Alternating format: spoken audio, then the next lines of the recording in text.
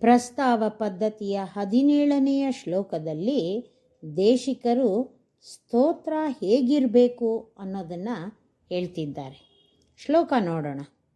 ವೃತ್ತಿಭಿರ್ಬಹುವಿಧಾಭಿರಾಶ್ರಿತ ವೆಂಕಟೇಶ್ವರ ಕವೇ ಸರಸ್ವತಿ ಅದ್ಯ ರಂಗಪತಿರತ್ನ ಪಾದುಕೆ ನರ್ತಕೀವ ಭವತೀಂ ನಿಷೇವತಾಂ. ರಂಗಪತಿ ರತ್ನ ಪಾದುಕೆ, ರತ್ನಗಳಿಂದ ಕೂಡಿದ ಶ್ರೀರಂಗನಾಥನ ಪಾದುಕೆಯೇ, ಭವತೀಂ ನಿನ್ನನ್ನ, ಬಹುವಿಧಾಭಿ ವೃತ್ತಿಭಿಹಿ ಅನೇಕ ವಿಧವಾಗಿರುವ ಶಕ್ತಿ ಲಕ್ಷಣಗಳೇ ಮುಂತಾದವುಗಳಿಂದ ಆಶ್ರಿತ ಕೂಡಿರುವ ವೆಂಕಟೇಶ್ವರ ಕವೇ ಶ್ರೀ ವೆಂಕಟೇಶ್ವರನೆಂಬ ಕವಿಯ ಸರಸ್ವತಿ ಮಾತುಗಳು ನರ್ತಕೀವ ನರ್ತಕಿಯಂತೆ ಭವತೀಂ ನಿನ್ನನ್ನು ನಿಷೇವತಾಂ ಸೇವಿಸಬೇಕು.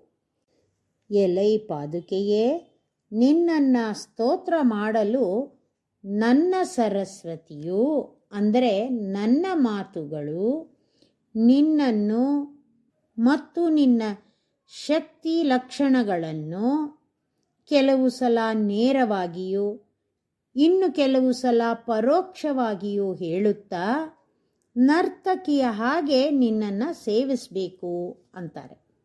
ಒಮ್ಮೆ ನೇರವಾಗಿ ಇನ್ನೊಮ್ಮೆ ಪರೋಕ್ಷವಾಗಿ ಹೇಳಿದಾಗ ಹೆಜ್ಜೆ ಬದಲಿಸಿದಂತೆ ಕಂಡು ನರ್ತನ ಮಾಡುವ ಹಾಗೆ ಇದ್ದು ಅದನ್ನು ಪಾದುಕಾದೇವಿ ಆನಂದಿಸಬೇಕು ಎಂಬುದು ದೇಶಿಕರ ಉದ್ದೇಶ. ಶ್ರೀಮತೆ ನಿಗಮಾಂತ ಮಹಾದೇಶಿಕಾಯ ನಮಃ.